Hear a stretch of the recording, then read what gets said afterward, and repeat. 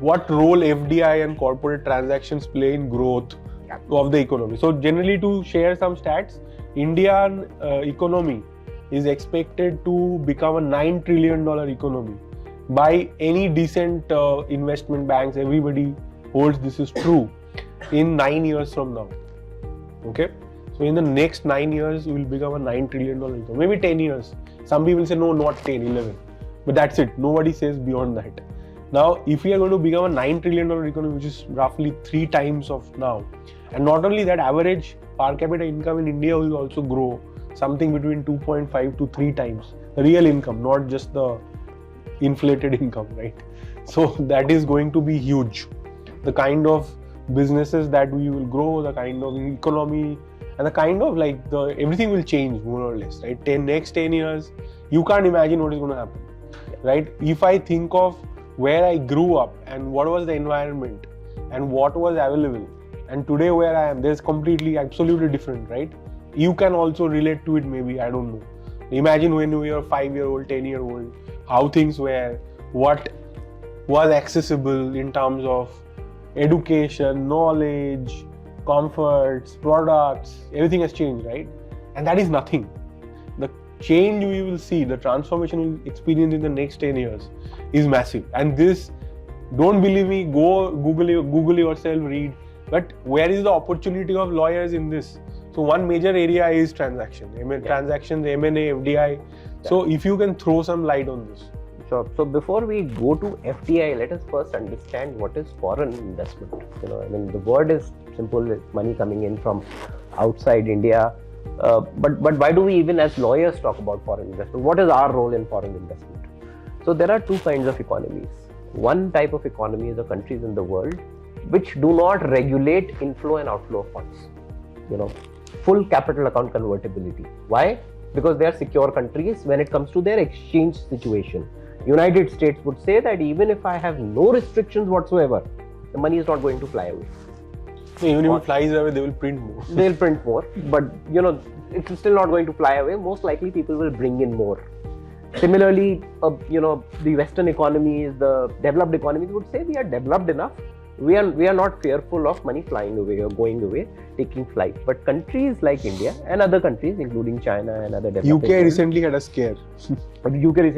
But other countries like India are not that confident about their foreign exchange situation. The reason is that there is a risk that if we were to completely open up everything, no FEMA, the people could take the money out of India, and therefore we could have a situation where 1991, where we are going, running out of foreign exchange reserves, running out of gold reserves, running out of other things.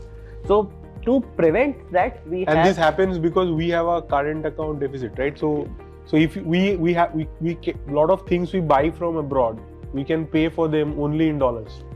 If we buy weapons, if we buy oil, if we buy gas outside India, sometimes even software, a lot of stuff, right? We'll have to pay in dollars. So we have a deficit, and the fear is that if we remove the controls, the deficit will go through the roof. And therefore, countries like India regulate foreign exchange, and that's where we lawyers come in. India has a law called Foreign Exchange Management Act, which replaced the previous foreign FERA, which was Foreign Exchange Regulation Act, which was a criminal legislation. We changed it to a civil legislation to make it relatively more relaxed, but we are still controlling very closely how the funds come in and go out of India. So for example, if you carry more than $5,000 in your pocket while going abroad and you get caught, you are going to jail or major fine. Yeah. Because that's the maximum you can carry, I think is what? 2,000, 3,000. Yeah, there is a limit prescribed under FEMA. Now, limits are prescribed for various other transactions. So you want to study abroad, how much you can take out, you want to give to a friend or a family outside, what you can do. And similarly, while getting money into India, there are also restrictions. So they would regulate it less than going out, but they will also regulate coming into India. Why will they regulate coming into India? Because when capital comes, there is a risk of a reward or a return on capital. When a loan comes, there is a risk of repayment of loan along with interest. So these are the transactions that a country like India would regulate, and that's where we lawyers come in. So this is foreign investment. Now, foreign investments in Indian companies, you can divide it into broadly two parts. You have the foreign direct investment, and you have something called an FPI, foreign portfolio investment. So a foreign direct investment is where you are investing in either unlisted companies or you are investing in listed companies equal to or more than 10%. If you are investing in listed companies less than 10%, only that could be a foreign portfolio investment. What you see, FIIs money has come in, stock markets have gone up, and today they have crashed because FIIs have withdrawn the money, not stable money.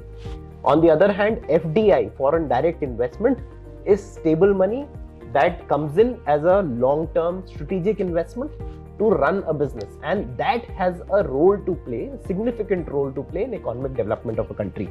So, when you were mentioning that today we have so many different things, why did that happen? Because, McDonald's came in, invested.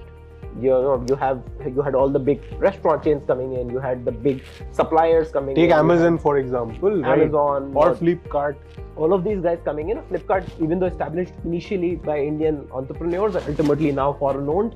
So you had all of these, big players coming in, investing money into India. And when money comes, along with money comes their skill set, along with money comes their technology, along with money comes their policies and procedures.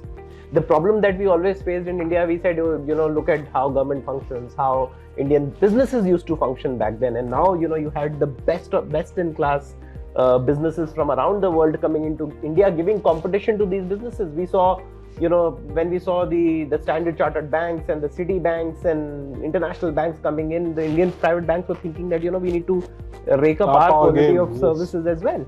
So FDI has had an impact on growth of India, and a large part of what Raman just described about how the difference that you see in our country for last 20 years, 25 years, a large part of it is derived from the fact that in 1991 we liberalized. We allowed many Indian businesses, and we also started liberalizing our exchange control. We started 1999, FEMA was enacted when FERA was repealed. So we liberalized in a big way. So that liberalization led to foreign businesses, foreign money, foreign technology, foreign practices, foreign best industry practices came in, and that led to the development and growth of the Indian industry. So that's the long-term impact. I would like to give one or two very relatable examples if you're okay. Yeah, of course. So if you think of this, how many of you use 10 minutes grocery delivery? Zepto, Blinkit, right? Okay. So you know that all of these are loss-making companies, right? They're hugely to build hubs of delivery in every neighborhood so that they can immediately deliver so quickly, right? They have all raised billions of dollars and spending it to build this infrastructure, create the market in the hope that someday they will make money. God knows if they will make. Uber as a good example, right? आज तो मैं Uber से आया, आप भी कई लोग आए होंगे. Now, if you think of it, Uber last year made a revenue of 400 crores, okay? And they spent 750 crores to earn this, okay? So, abhi bhi profitable nahi hai despite all these high prices, whatever, right? Now, the reason it is still running is because foreign investors pumped in money, right? And initially it was crazy. They were literally going to cities and catching taxis and saying Uber mein aa jao, Uber mein aa jao.